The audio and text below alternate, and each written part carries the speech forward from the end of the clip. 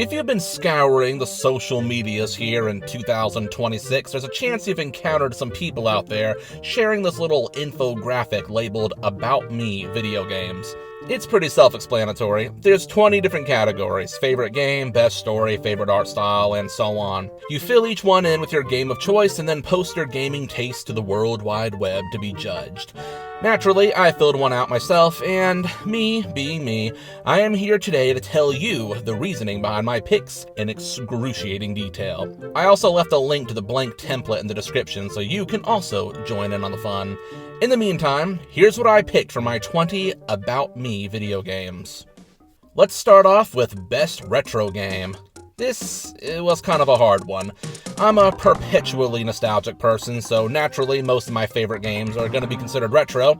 For this one, it was simply a matter of going through my favorite games and picking whatever really didn't fit most of the other categories here. Therefore, Best Retro Game goes to Super Metroid. How many times am I going to be forced to gush about this game on this channel? Super Metroid is one of the best opening sequences in all of gaming, only to finish with an even better conclusion. And in between that is a game that absolutely excels in just about every category. The sense of exploration is genre-defining. I love the feeling of empowerment that accompanies each upgrade to your power suit.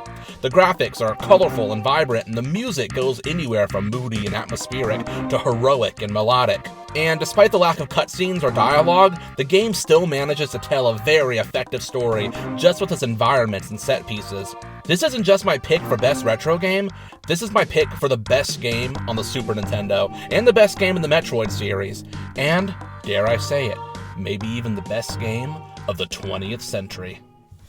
Best Multiplayer. It was either going to be Smash, Mario Kart, or Mario Party. But while Smash and Mario Kart are games I can get plenty of enjoyment out of when playing solo, Mario Party is significantly more fun the more players you have. So I'm going with Mario Party DS, simply because it's my favorite one. Best with Friends and Best Multiplayer sound like they're pretty much the same thing, so I had to think about this one for a bit. And then it came to me, Super Mario Bros. 3. Back in the day, we used to play the Super Mario All-Stars version of SMB3 on 2-player all the time. The way it works is, when you either lose or beat a level, the other player takes control of the other brother, and so on. You can also challenge each other to a competitive game of arcade-style Mario Brothers, but aside from that, it's mostly just taking turns attempting levels rather than true simultaneous multiplayer. But regardless, it's still a lot of fun. Game everyone should play. There are so many games this could be. Like, obviously, everyone should play Mario 64, or Super Mario World, Chrono Trigger, one of the Zeldas, or maybe a Final Fantasy, like 7. These aren't necessarily my favorites or anything, but I do think these are among the many games one would consider essential gaming, or required playing, if you will. But because there are so many games that fit that mold and it's impossible to choose just one, I'm going to go with a relatively obscure choice, but one that came to my mind immediately, that being Terra Enigma for the Super Nintendo. From a gameplay perspective, it's just a real fun time. It's an overhead action game similar to Zelda, but with some RPG leveling involved. Fun and serviceable, but nothing too crazy. The game's real strength lies in, well, everything else. Its insane graphics and downright ethereal soundtrack are there to accompany the incredible world building and epic, poignant storyline. This game has you venturing out from the underworld to steer and oversee the entire real-life inspired history of the world, from prehistory to the modern day. Terra Enigma is the third game in a loosely connected trilogy of action RPGs from Quintet that includes Soul Blazer and Illusion of Gaia. These games are held together by their shared themes of rebuilding and resurrection, with all of the games involving you actively bringing about the rebirth of civilization in some way. Terra Enigma is a culmination of those themes and is absolutely a game I think everyone should play, especially if you like RPGs or classic Zelda. Turn my brain off. This one was easy. Super Mario 64. This will forever be my go-to game when I just want to play something without thinking. Whether I'm just playing with Mario's face on the title screen, mindlessly side-flipping along jumping around the castle, or speedrunning through one of the Bowser stages, this game provides so much variety to the act of turning off my brain and just enjoying playing a game. Sometimes I don't want to think about making actual progress, I just want to play, and that is what Mario 64 is to me, a virtual playground that I will never get tired of. Nostalgic childhood game. This category is pretty meaningless since I'm nostalgic for just about every game on this list. Originally, I put Donkey Kong 64 since, yeah, I have a lot of nostalgia for that game, but not really more so than Banjo-Kazooie or a lot of games actually, so I try to think, what's a game I played when I was younger that I really loved, but somehow haven't revisited it since then? Something that evokes a strong sense of nostalgia when I reminisce about it. Then it came to me. MapleStory. Man, this game takes me back. I dabbled in a number of MMOs back in the mid-2000s, but nothing came close to capturing my heart like MapleStory did. The side-scrolling pixel graphics and the chibi anime-inspired art design spoke directly to my gamer sensibilities. I remember the game being grindy as can be, and it was downright devastating when you die and lose half of your hour's worth of hard-earned experience. But man, I love the world of this game. I still vividly remember playing as the Archer class and camping out right outside the town of Hennessy, shooting endless arrows at slimes and mushrooms and whatnot. Just the idea that all the other people fighting alongside you are actual real people and you could talk directly to them was mind-blowing at the time. I still remember when I was a noob and there was this guy hanging out in the starting area. He saw me and immediately stoked up a conversation, and he gave me so much valuable newbie advice. Wherever that guy is, I hope he knows he's super rad. I remember all the towns and the areas. I remember going to the cash shop where you could spend real life money to dress up your character to your heart's content. I never actually bought any of the outfits, but it was cool to dress them up and dream. Though I did buy one single Nexon card at the time, and I bought a pig that followed me around for 3 months before dropping dead. In retrospect, I probably should have bought a Wii Point card instead. But the thing I remember the most is the music. It is an absolutely god-tier soundtrack. I can still hear reverberating in my head almost 20 years later. Something about that OST was just so magical and unlike any game I played to this day. I kept playing up to the first expansion when they introduced the Pirate class. I thought the Pirate class was a ton of fun to play as, but I started to burn out in the game shortly thereafter, and I haven't played it since. Not usually my thing, but ... This one required a bit of thinking. I almost put Twilight Princess Picross because it wasn't until they slapped Zelda onto it that I was willing to get into a puzzle game series like Picross. But now I'm big into Picross and I've completed multiple entire games in the subgenre, so I can safely say this is my thing. Then there's the Yakuza series. This definitely didn't seem to be my thing until I checked out Yakuza 0 on a whim. But now, the series is one of my absolute favorite franchises, so, as it turns out, Yakuza is absolutely my thing. So for this category, I'm going with the Uncharted series, specifically Uncharted 4. These games are far from being my thing. A Western AAA game with generic cover shooter combat and talkative characters making little quips the whole time. As the category says, not usually my thing, but, and the but here is that, well, by golly, I like Nathan Drake. I like Sully. I think they're pretty gosh dang endearing and I enjoy their banter. Case in point, I was playing Uncharted The Lost Legacy recently, and Nate and Sully aren't in that game. Instead, you have these two uncharismatic fellas, and it just isn't the same. The Uncharted series' biggest draw is the climbing. You spend the majority of your playtime just climbing up the sides of buildings, cliffsides, ruins, and whatnot, occasionally swinging on ropes or vines, with lots and lots of jumping around. It's extremely scripted, with next to no choice in how you actually go about getting from point A to point B, but I don't really care. It's just fun. I enjoy it. It's not usually my thing, but I like it. I like the colorful, exotic environments. I like the Indiana Jones-style storylines and adventuring. I like the crazy, weird twists that they're willing to put into these games. So yeah, these games, on a surface level, are far removed from the sort of games I usually enjoy. But Uncharted just so happens to have a lot of small factors that all come together to make something that really jellies my jigglers. Criminally overlooked. Hey, you know that game, Phoenotopia Awakening? What's that? Never heard of it. Why? That's downright criminal. I've already talked about this game extensively in my top games I played in 2022 video, but to summarize, Phoenotopia Awakening is my favorite indie game ever. Imagine this. You know The Legend of Zelda on NES. And you know Zelda 2, and how it was completely different. And you know the next game, A Link to the Past, and how it went back to the formula of the first game, building off of it and expanding on everything that made it work. And you know how every Zelda game to come out since then has been iterating on that same A Link to the Past formula? Well, imagine instead of taking inspiration from the first Zelda game, A Link to the Past developers chose to use Zelda 2 as the game they build off of. And in this scenario, every Zelda game to release since then has been iterative of the Zelda 2 inspired A Link to the Past. Well, Phoenotopia Awakening feels like a Zelda game from this alternate timeline. That's not a roundabout way of saying that Phoenotopia is a Zelda 2 clone, because that would be doing it a big disservice. Phoenotopia feels like a game that has been built off of a game that has been built off of a game that was built off of Zelda 2, with all the love and innovation you'd expect from a Nintendo classic. The core idea is there, but it's been layered with so many ideas and so much originality, from its expansive and imaginative world to its rich lore and its expert writing. I didn't expect to love this game as much as I did, but now that I played it and I felt the feelings it made me feel, future games have a lot to live up to. My personal bar has been raised by the criminally overlooked game that is Phoenotopia Awakening. It might be in obscurity, even among indie games, but every now and then, I see someone online recommend it, and I feel good knowing that there's a small, scattered fanbase out there dutifully spreading the good word. Needs a remake. I originally put Skies of Arcadia in the Needs a Remake category. The thought of soaring my airship around that world with high-fidelity graphics is certainly enticing, but does it need a remake?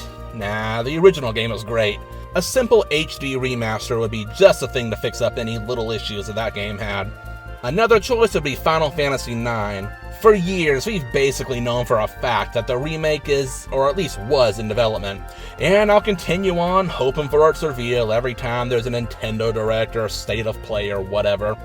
The thought of exploring this beautiful pre-rendered world, but in full polygonal 3D, and seeing this game's lovable cast come to life just like they did in the Final Fantasy VII Remake series, man, it makes me drool. But does it need a remake? The original Final Fantasy IX is still my favorite game of the series, so I guess, no, it doesn't. But you know what would greatly benefit from a remake? Zelda 2, The Adventure of Link.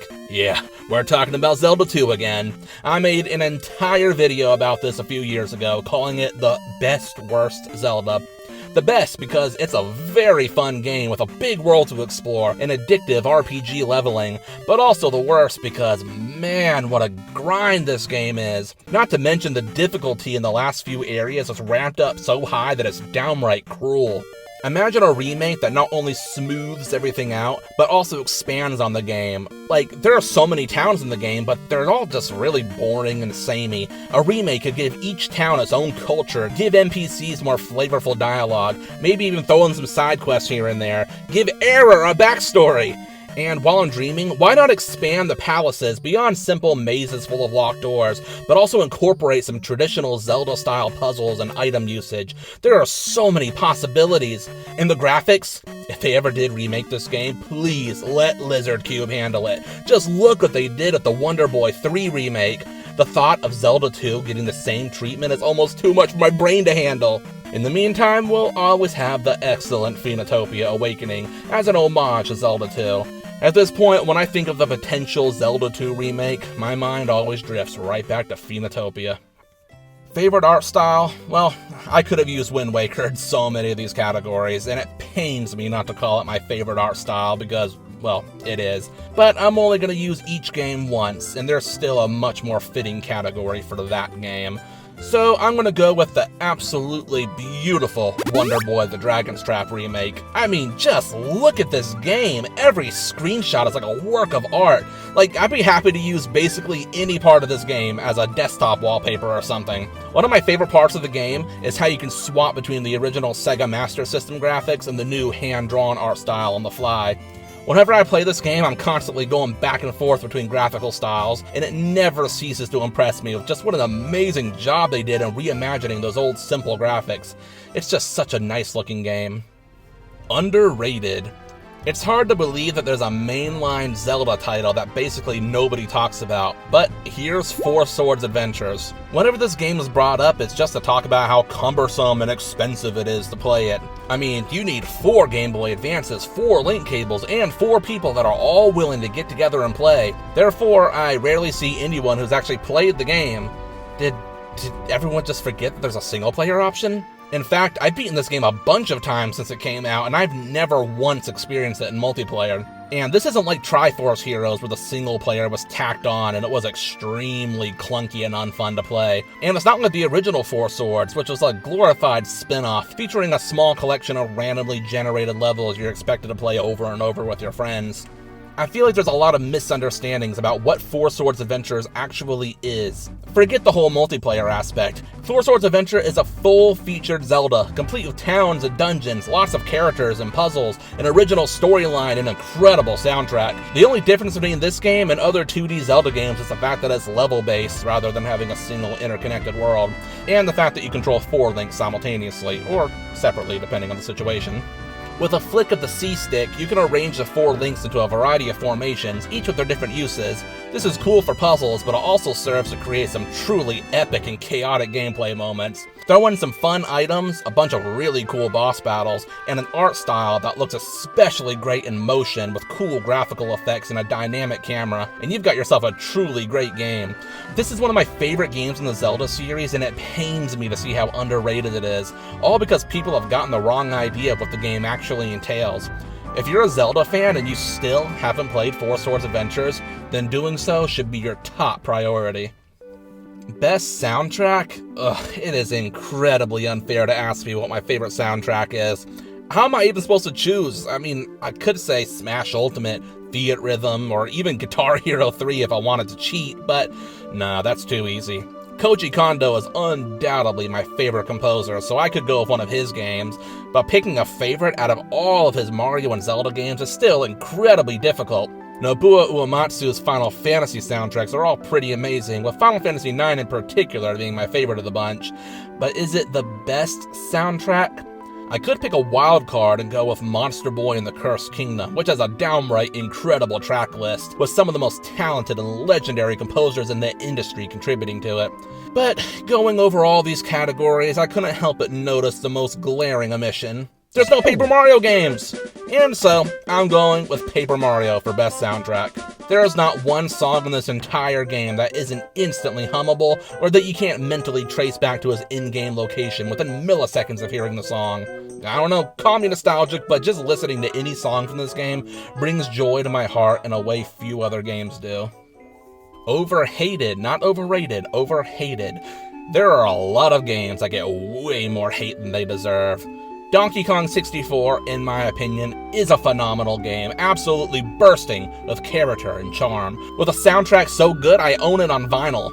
It's without a doubt my favorite DK game, yet there are a few pretty obvious flaws that it seems many people just cannot see past. I feel like when it first released, it was all the rage. A brand new DK game, a brand new 3D platformer from Rare at the height of their popularity, and it sold like a zillion copies, but over time, the dissent got louder and louder. But while it is definitely overhated, there are still many rabid and nostalgic fans like myself that will defend DK64's good name until the end of time. For the most overhated game, my mind went straight to Metroid Other M. It seems most of the hate is directed towards its story and Samus's characterization, but if you skip the cutscenes, is the game really that bad? I sure didn't think so. I mean, it's definitely not the best game in the series, and it's way too linear for its own good. It could also benefit greatly from nunchuck support, since controlling a character in a 3D space using a D-pad is rarely ideal. But I still think it's a pretty fun game that doesn't really have any major flaws that warrant the universal hate it gets. I mean, in the time since then, we've gotten Federation Force and Metroid Prime 4, both of which are deeply flawed games that got blasted pretty hard by series fans. Yet Metroid Other M, even after all these years, still hasn't shaken its reputation as a terrible game. It is the epitome of overhated. Overrated game? Ugh, overrated game. Time to upset people. Well, the most recent entry in any given long-running series is typically going to be overhyped to some degree. There are more people playing games now than ever before, and consoles these days have such massive install bases that any game released today is going to be played and enjoyed by way more people than it would have over a decade ago. Case in point, practically every Nintendo franchise that's had a new installment on the Switch has seen record-breaking sales. So I'd say new games are overrated just by virtue of them being not only part of the current zeitgeist, but also just being played by so many more people than their predecessors. Now, for a specific game I think is overrated, that's gotta be Breath of the Wild. Calm down, calm down. The game is fine. I'm not here to trash talk your most favoritist Nintendo game, but seriously, even if you love Breath of the Wild, was it really worth reshaping the entire series going forward in its image? It's been almost 10 years at the time of this video, and we've gotten 4 entire games with the same world, the same characters, the same art style, the same general mood. Tears of the Kingdom was the most expensive game Nintendo has ever produced, and had the longest development time of any Zelda game, and it's just Breath of the Wild again! Does anyone else remember the Twilight Princess hype cycle? It was insane. We clamored for that game for years, and when it finally released, it got such high scores and sold so many copies. But did it end the entire series up to that point? Did we just get Twilight Princess sequels until the end of time? Of course not.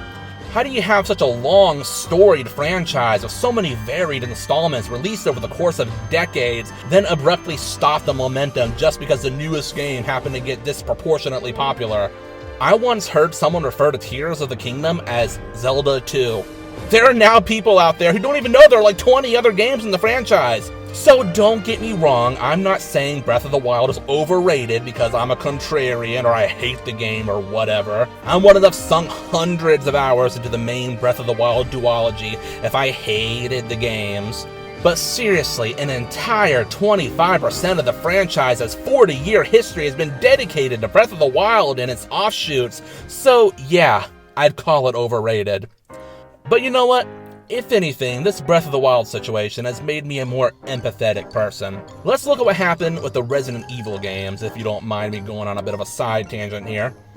Imagine you were a fan from the beginning. Resident Evil, RE2, RE3, Code Veronica, RE Remake, RE0. That's 6 whole games that follow a winning formula. Fans are eating good. Everything is fine. When suddenly, Capcom drops Resident Evil 4. It's way different from all the classic games. It modernized the series, introduced new players to the franchise, bringing in a whole new generation of fans.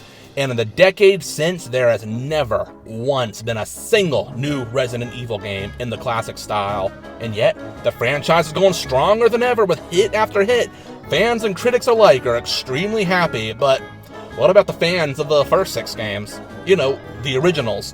What happened to the fans of those cinematic camera angles and the classic control schemes? Not all of them jumped on the RE4 bandwagon and unanimously agreed that this is a new basis for the franchise moving forward until the end of time. Some are cursed to stalk the land forevermore, endlessly replaying the original games until their last breath, desperately trudging through a purgatory of nostalgia, trying to recapture those old feelings of an age long past, cruelly forsaken by the powers that be, that moved on to more profitable pastures. And this is coming from me, whose first Resi game was RE4, whose favorite Resi game is RE4 and its remake, who enjoys but does not lament the Resi games of yesteryear, who likes the franchise just fine the way it's been going. But I can deeply empathize with the plight of classic Resident Evil fans, for I am the Breath of the Wild fan of the Resident Evil fandom. In that sense, I suppose Resident Evil 4 is also one of the most overrated games of all time. Best Protagonist. I wanted to put Tingle from the fan-favorite hit classic Freshly Picked Tingle's Rosy Rupee Land as Best Protagonist, since Tingle is my favorite character in all of fiction. But the problem is that I don't really like that game, nor is it where my love for Tingle originates. So aside from that, this was another easy pick. My favorite protagonist has gotta be Leon from Resident Evil 4. No thanks, bro. Not only is he a delight to play as, but he has some of the best dialogue in all of gaming. Where's everyone going? Bingo? It is just one-liner after one-liner, and it never fails to make my heart smile. Why don't I introduce you to it? It should keep you busy. Can't remember the name, huh? A senior moment, perhaps. Leon's alright in the other Resi games, but he really shines in RE4 thanks to his great writing. I don't ever remember being a part of your crappy script. Man, everyone in this game has memorable lines, right down to the common enemies. I've sent my right hand to dispose of you. Your right hand comes off? I mean, I loved the remake. I even made a whole video where I just gushed about it for like 10 minutes straight. But when it comes to quotability, few games can top the original RE4. No way, Leon. Way. Best Antagonist? It's Ganondorf from The Legend of Zelda: The Wind Waker. In fact, best soundtrack is also Wind Waker. Honestly, Wind Waker is my first choice for at least 8 of these categories. But for the sake of variety, I could only use a game once, and Wind Waker is already taken by a more fitting category somewhere else on this list. So, best antagonist? For a moment, I considered Albert Wesker from the Resident Evil games. He's the primary reason I rank Resident Evil 5 so highly amongst that franchise. He's just so rad with a cool voice and so many quotable lines of dialogue. Complete global saturation. But then I remembered Demon Lord Girahim from The Legend of Zelda: Skyward Sword. From the moment he appeared in that Skyward Sword demo footage from E3 2011, I was already absolutely obsessed. His animations, his dialogue, his theme music, his fabulousness. It was all just so enthralling. He made the next 5 months of waiting for that game's release nearly unbearable. There are very few other games I've been this ridiculously hyped for in my life, so when somebody would trash talk Skyward Sword online, do you have any idea how that made me feel? Furious, outraged, sick with anger! Luckily, Lord Girahim lived up to my hype in the end, with his presence ultimately becoming my favorite aspect of that entire game. Biggest personal impact. I've played a number of games which have left a sizable impact on me. So, do I go with the first game I ever played? What about my first Zelda game, as it should be pretty evident by now that that's my favorite series? No, I know just the game. See?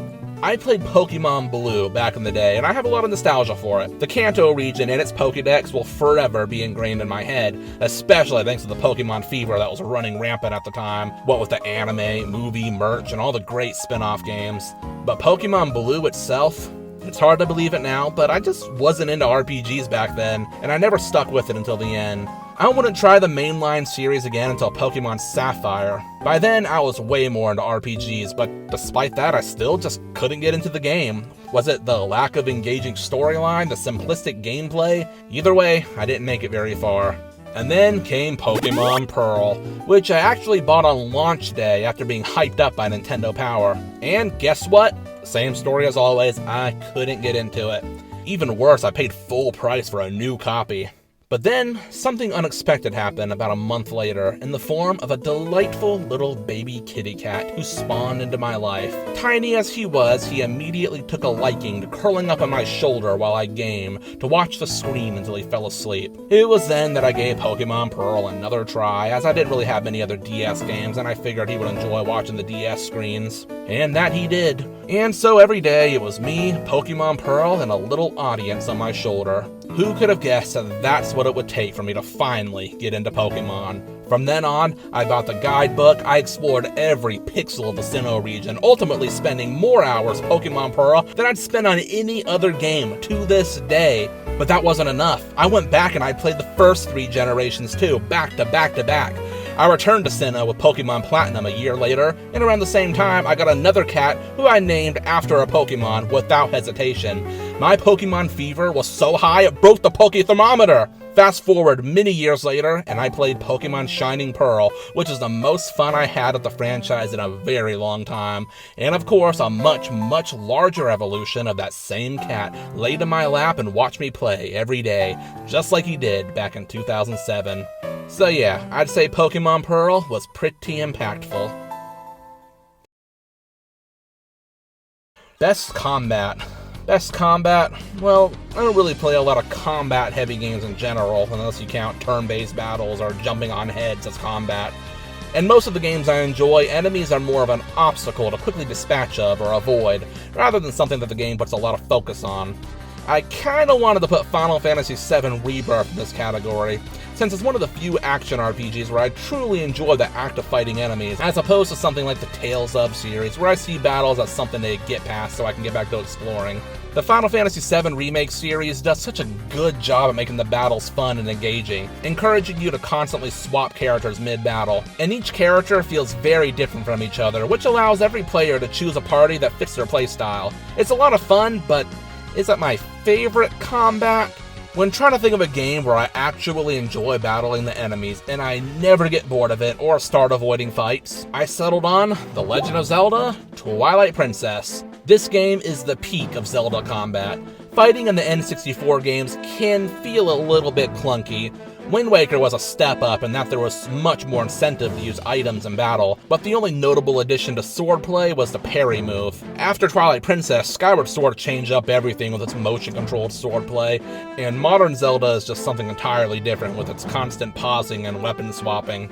But Twilight Princess had the most refined version of the swordplay introduced on the N64. There are so many new moves to unlock over the course of the game, including a shield bash, as well as a new and more involved version of Wind Waker's parry move. My favorite move is the Mortal Draw, where you walk up to an enemy with your sword sheath, then you pull it out, one-shotting your foe, which is followed by Link's E3 2004 animation. It's so stupidly cool, and I never get tired of doing it.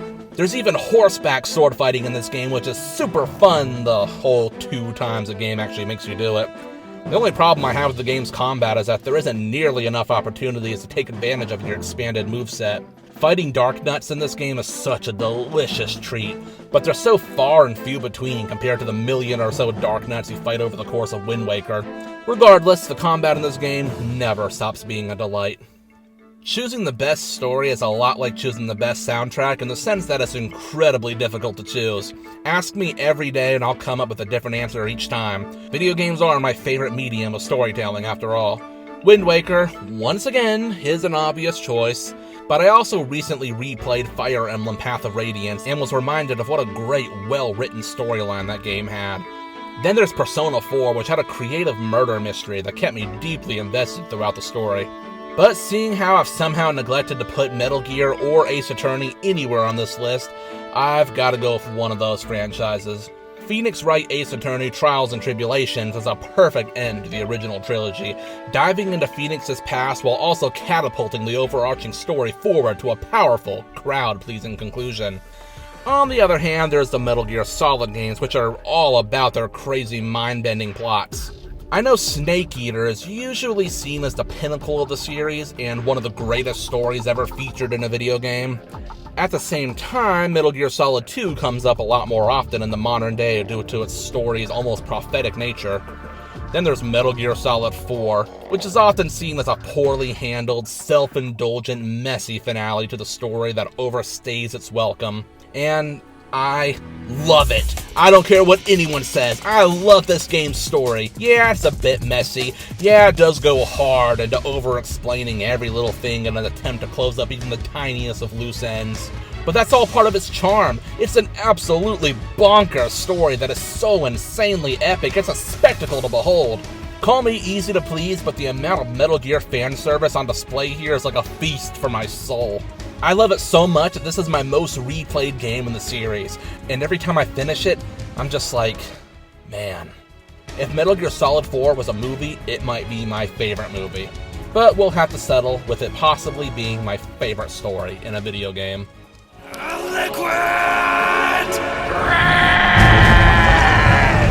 Favorite game? Who could have guessed it? It's The Legend of Zelda: The Wind Waker. It's hard to put into words how much I love this video game, especially without adding another 20 minutes to this already way too long video. I can't think of too many other games I'm willing to replay as many times as I've replayed Wind Waker. I think my most recent playthrough was like my 10th time. Every aspect of this game sings to my very core, from its beautiful art style to its wonderful characters and its god-tier soundtrack.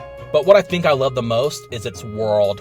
I never get tired of exploring all the islands across the Great Sea, salvaging the ocean floor for treasure, getting into fights with big octos, finding enemy lairs and stealing all their spoils, running around Windfall Island and engaging with all the residents, taking pictographs of everything in sight to fill up the Nintendo gallery. But it goes even beyond that. I just enjoy being in this world.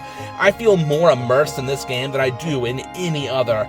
I enjoy looking into the telescope and watching the sky change as nightfall approaches. I enjoy the sound of the waves crashing against the shoreline. Sometimes I like to stop in my tracks and just spin the camera around and look at all the scenery. Wind Waker HD for the Wii U was even better. In that game, you could walk around in first-person mode, which increases the sense of immersion by so much. It also makes sailing faster and more fun with the addition of the Swift Sail. Your pictograph can also hold 12 photos now instead of 3, and you can take selfies. That first playthrough on the Wii U back in 2013 was so special thanks to its Miiverse functionality. I cannot stress how much I loved seeing people's messages wash up on the shore in tingle bottles. And most times it'd attach a hard-to-get or easy-to-miss photo that you could bring to the Nintendo gallery. For a brief period of time, it felt like everybody was playing Wind Waker, and we were all working together, helping each other out in our interconnected adventures. Even though I've beaten the original on the GameCube a bunch of times at that point, Wind Waker HD made the experience feel fresh and new all over again. It's one of my fondest gaming memories. There is, of course, one issue with the game that I need to address. We all know what I'm talking about.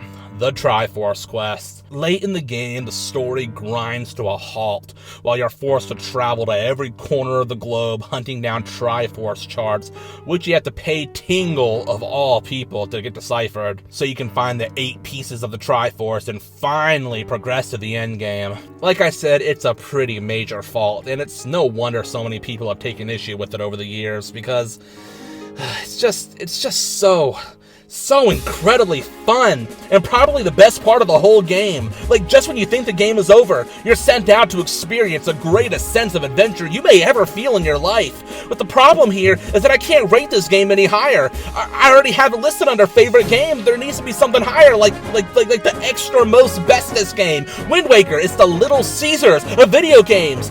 And man, I haven't even talked about the story, the dungeons, the items, the characters, the music, Ganondorf! But, like I said, this video is long enough. I doubt anyone has stuck with me this far through all of my incoherent rambling, but if anyone is still here, hello, hi, how are you? I've left the template for this gaming grid thing in the description, so feel free to fill it out yourself. And also post your picks in the comments. I'm not just saying that to beg for engagement, I'm actually interested in other people's picks, and I'm begging for engagement. I've got to say though, for a list of games labeled About Me, I don't know how indicative this is of my taste in gaming. For example, I don't think there's any Dragon Quest games that I'd put into any of these categories. Ace Attorney and Yakuza both came close to winning a spot, but were replaced by more fitting choices. And that's just the thing. Dragon Quest, Ace Attorney, Yakuza, Banjo-Kazooie, those are some of my favorite franchises, and you'd never know it from this supposed About Me list. And let's address the big one. My second favorite game of all time, and one I love almost equally to the Wind Waker, Paper Mario: The Thousand Year Door. Didn't make the list! I guess that just goes to show that Thousand Year Door and all these other games that didn't get a mention are great for a multitude of factors rather than just excelling in any one single category. And that's all I've really got to say. Honestly, can't believe this video is as long as it is. I've never made a video longer than 20 minutes before. I only started working on this video because I thought it would be quick and easy. Just gotta say, this game has my favorite music, and this game has my favorite art style. I forgot how long-winded I tend to be. Yeah, I could have tried to restrain myself, but honestly, I don't care. I don't get enough opportunities to talk about all the different games I like or to verbally indulge in nostalgic memories, so screw it. If there's even a single person out there who got any enjoyment out of my long-winded gaming takes, then I suppose it was worth it in the end. So thank you for watching this whole thing, and here's hoping my next video is way better than this one.